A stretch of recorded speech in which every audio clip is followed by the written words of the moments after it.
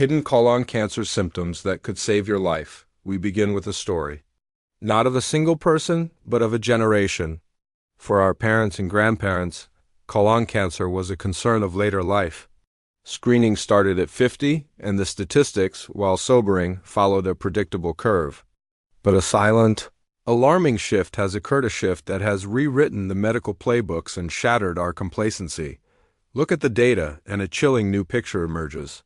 According to the American Cancer Society, the rate of colorectal cancer in adults under the 5'5" has doubled since the 1990s. Let that number settle in. Doubled. But it's this next statistic that should stop us all in our tracks. Colon cancer is now the leading cause of cancer death for men. And women aged 20 to 49, think about the people you know in that age bracket. They are starting careers, raising families, building their futures. They are not supposed to be facing this. The cruel irony of this disease lies in its dichotomy. When caught early while still confined to the colon, the 5-year survival rate is a hopeful 91%. It's a battle that can be won. But when it goes undetected, when it silently advances and spreads to distant organs, that survival rate plummets to a devastating 13%. The difference between 91% and 13% isn't just a number, it's a lifetime. It's a parent at a graduation. It's a future filled with memories yet to be made. That difference is the time granted by early detection. So, why is this happening? The answers are complex, woven from a tapestry of modern diet, lifestyle, environmental factors, and even shifts in our gut microbiome. It's a puzzle researchers are desperately trying to solve. But while science hunts for the why, we must focus on the what. What are the signs? And why are we so good at explaining them away? Our journey into the red flags begins not with a bang, but with a subtle, persistent change. The first signal is often a quiet rebellion within your own body, a change in your bowel habits. We all have a unique digestive rhythm. Some are clockwork regular. Others are more improvisational. The red flag isn't a bad day or a week of stress-induced irregularity. It's a fundamental, persistent shift that lasts for more than a few weeks. It's your body's new, unwelcome normal. This can manifest as constipation that feels like a stubborn blockade, where passing stool becomes a laborious task. Or it can be the opposite, a sudden onset of loose stools or diarrhea that won't quit. Sometimes it's an unsettling alternation between the two, a seesaw of obstruction and urgency. Let's break down the why. Picture your colon as the body's final processing plant. Its job is to absorb water and form waste. Now, imagine a tumor beginning to grow. If this growth irritates the intestinal lining, it can trigger an overproduction of fluid and speed up the transit of digestive material, resulting in diarrhea. It's like a factory line suddenly kicked into hyperdrive. Conversely, if the tumor grows large enough to create a physical blockage, it acts like a dam. Waste and gas build up behind it, leading to constipation, bloating, and discomfort. The alternating pattern is particularly telling. It can signal a tumor that is intermittently obstructing the passage, opening and closing like a faulty gate. The next sign is one that often triggers a flicker of alarm, but one we are culturally conditioned to minimize. Blood in the stool. The sight of blood after a bowel movement is a powerful image. Yet our first instinct is often to rationalize. It's probably just hemorrhoids, and often it is. But this assumption is a dangerous gamble. Medically termed hematochezia, visible blood can appear as bright red streaks on the toilet paper, in the toilet bowl, or mixed with the stool. While hemorrhoids or small tears are common culprits, this symptom is a hallmark of colon cancer, especially when it's located in the lower colon or rectum. The tumor, as it enlarges, has a fragile, abnormal blood supply. As stool passes over it, it can cause bleeding. To ignore this sign, to write it off without a professional evaluation, is to ignore a direct communique from your body.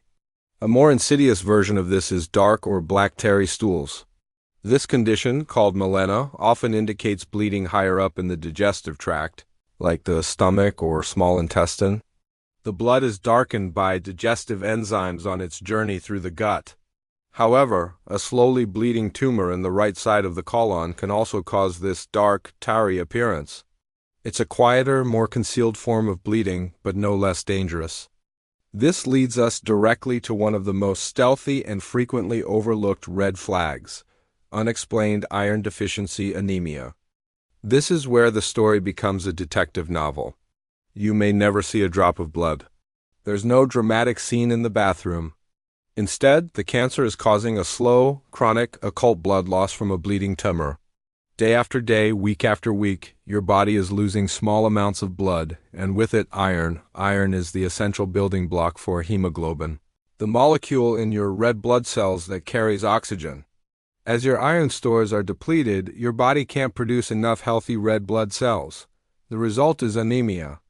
The symptoms of anemia are themselves easy to dismiss: crushing fatigue that coffee can't fix, weakness, pale skin, dizziness, and a heart that feels like it's fluttering or racing. For premenopausal women, it's often mistakenly attributed to heavy periods.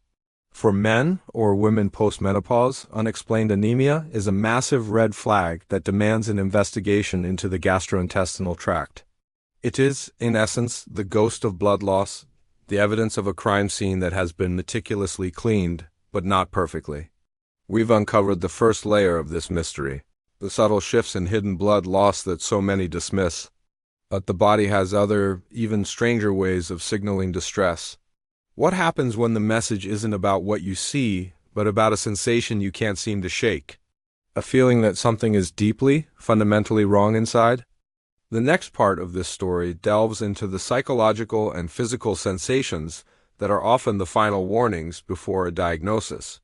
And what we uncover next will change everything you thought you knew about your body's internal alarms. The unshakable feeling and the absence of sound. Welcome back. We've navigated the tangible signs, the changes in rhythm, the visible blood, the silent drain of anemia. But colon cancer is a master of deception, and its symptoms can invade the very way you feel in your own body. This is the realm of sensation and perception, where the lines between a common gut issue and a life-threatening disease become dangerously blurred. Let's talk about a symptom that is as unsettling as it is persistent: the feeling of incomplete evacuation. The medical term for this is tenesmus. It's that relentless, nagging sensation that you still need to have a bowel movement even after you've just had one. You sit there straining, but nothing or very little comes out. It's a false alarm that your brain and body keep sounding, a glitch in the system. The mechanism here is both physical and neurological. When a tumor develops in the rectum or the lower part of the colon, it takes up space. It can physically press against the rectal walls, mimicking the pressure of stool.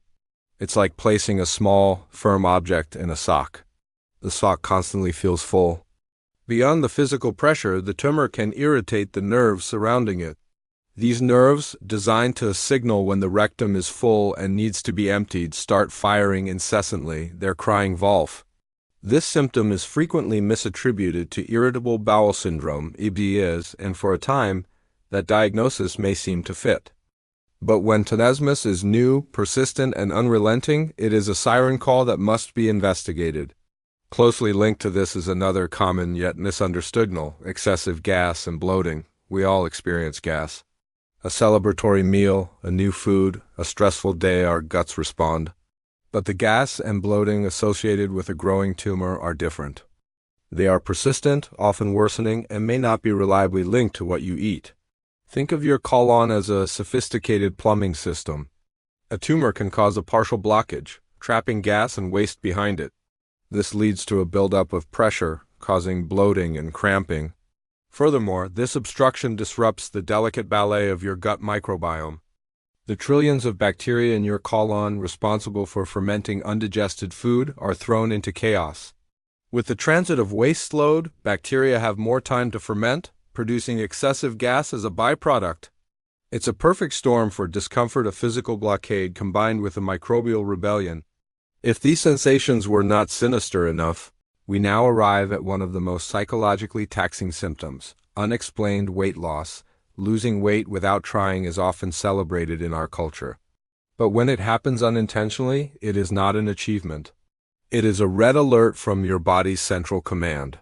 Cancer-induced weight loss is a form of metabolic theft. It happens in two primary ways. First, a tumor in the colon can physically interfere with the organ's ability to absorb nutrients from your food.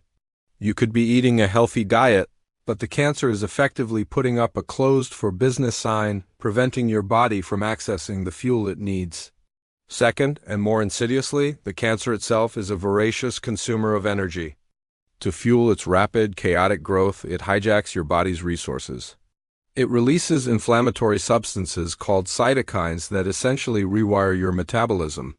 These cytokines signal your body to break down fat and muscle stores for energy, diverting those calories away from maintaining your health and directly to the tumor. It's a parasite that's not just living inside you, it's actively consuming you from within.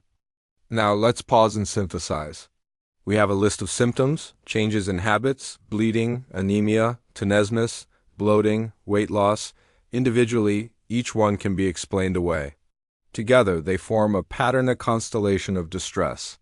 But there is one final, profoundly important symptom we must discuss, and it is the most common of all, especially in the early stages: the sound of silence. The most treacherous early sign of colon cancer is often no sign at all. This is the central paradox and the greatest challenge. Colon cancer can be a ghost in the machine for years. It begins as a small, benign polyp, a tiny, mushroom-like growth on the colon wall. Over 5 to 10 years, some of these polyps can slowly, silently transform into cancer. During this long prelude, there may be no pain, no bleeding, no dramatic changes. You feel fine, you are fine. Until you're not. This silent progression is why the landscape of screening has undergone a seismic shift. For an average risk individual, the recommended age to start screening is now 45, not 50, 45. This change was a direct response to the rising tide of cases in younger adults. Screening is our only weapon against the silence. It's a preemptive strike. The goal is not to find cancer. It's to prevent it by finding and removing polyps before they turn cancerous. A colonoscopy is more than a test. It is a therapeutic procedure. A long, flexible tube with a camera. A colonoscope is navigated through the entire length of the colon. If the gastroenterologist sees a polyp, they can usually remove it right then and there. It is one of the few instances in medicine where the screening and the treatment can be one and the same act. But what if the thought of a colonoscopy fills you with dread? The preparation, the sedation, the perceived invasiveness? There are alternatives, such as at-home stool tests, FIT tests, or FIT DNA tests like Cologuard that can detect hidden blood or abnormal DNA shed by precancerous polyps or cancers. These are valuable tools, but they are not perfect. They are less sensitive than a colonoscopy, especially for polyps, and if they come back positive, a colonoscopy is the necessary next step. The best test is ultimately the one you will actually do. We now understand the symptoms and the critical importance of screening. We've armed ourselves with knowledge. But this is where the story takes its most personal and shocking turn. Because the rules we just laid out, they don't apply to everyone. For a growing number of people, starting at 45 is not early enough. It's a guideline that can arrive a decade too late. The next part reveals who needs to sound the alarm now, and the simple, powerful steps you can take today to lower your risk. What you're about to learn might completely change how you see your health, your family, and your future. The new rules of survival. We've arrived at the final and most actionable part of our journey. We've decoded the body's whispers and shouts. We've acknowledged the deadly silence. But knowledge without action is a map to a treasure you never seek. This is where we move from understanding to empowerment. This is where we talk about the new rules of survival. The guideline to start screening at 45 is for average risk individuals. But what does average risk even mean in an era where this disease is defying all averages? For a significant portion of the population, the starting line is not at 45, it's much, much earlier. This is not a suggestion. It is a medical imperative. You need to start screening much earlier if you fall into any of these categories. A strong family history. This is the most significant risk factor. If you have a first-degree relative, a parent, sibling, or child who had colorectal cancer, your own risk is 2 to 3 times higher. The rule of thumb is to start screening at age 40 or 10 years before the age at which your youngest relative was diagnosed, whichever comes first. Let that sink in. If your father was diagnosed at 42, your screening should begin at 32. If your sister was diagnosed at 50, you start at 40. This isn't being overly cautious. It's being smart. It's learning from the past to protect your future. A known genetic syndrome. Certain inherited conditions, such as Lynch syndrome or familial adenomatous polyposis, FAP, dramatically increase the risk. Those with these syndromes may need to begin screening in their teenage years or early 20s, under the strict guidance of a genetic counselor and a gastroenterologist. Inflammatory bowel disease, IBD. If you have a chronic condition like Crohn's disease or ulcerative colitis, the long-term inflammation in your colon increases cancer risk. Your screening schedule will be more frequent and start sooner than the general population. A personal history of certain polyps. If you've already had adenomatous polyps removed in a previous colonoscopy, you are at increased risk for developing new ones. Your doctor will place you on a more vigilant surveillance schedule. Ignoring these familial and personal risk factors is like seeing storm clouds gathering on the horizon and deciding not to bring an umbrella because it isn't raining yet. The yet is the danger, but let's step back from the brink for a moment. While screening is our most powerful shield, prevention is our ultimate goal. And here, the power lies largely in our own hands. The rise of colon cancer in young people is not a random act of fate. It is deeply intertwined with the tapestry of modern life. While research is ongoing, the evidence points strongly to modifiable lifestyle factors. Think of your colon as a garden. What you put into it determines what grows there. The Western diet, a diet high in processed meats, bacon, hot dogs, deli meats, red meat, and sugary, low-fiber foods creates an inflammatory environment in the gut. It's like feeding the soil with toxins while stripping it of nutrients. Conversely, a diet rich in fibrous fruits, vegetables, and whole grains acts as the internal broom, keeping things moving and diluting potential carcinogens. Sedentary lifestyle. Our bodies are designed to move. A sedentary life slows colonic transit time, allowing potential carcinogens to linger in contact with the colon wall for longer. Regular physical activity isn't just for your heart and waistline, it's a tune-up for your digestive system. Obesity, excess body fat, particularly around the abdomen, is not inert. It's metabolically active, producing hormones and inflammatory proteins that can promote cancer growth. Smoking and heavy alcohol use, these are potent carcinogens that affect the entire body, and the colon is no exception. They introduce toxic chemicals that can damage DNA and accelerate the progression from polyp to cancer. Making changes here, adding more fiber, taking a daily walk, cutting back on processed foods and alcohol isn't just healthy living, it is active, daily cancer prevention. It is weeding the garden before the weeds can take root. So where does this leave us? With a choice. We can choose to be a statistic in a worrying new trend, or we can choose to be a story of vigilance and survival. We can choose to dismiss the subtle signs, or we can choose to listen to the whispers of our bodies before they become screams. The story of colon cancer is no longer just a story about a disease of the elderly. It is a story about our changing world, our changing bodies, and the urgent need to change our awareness.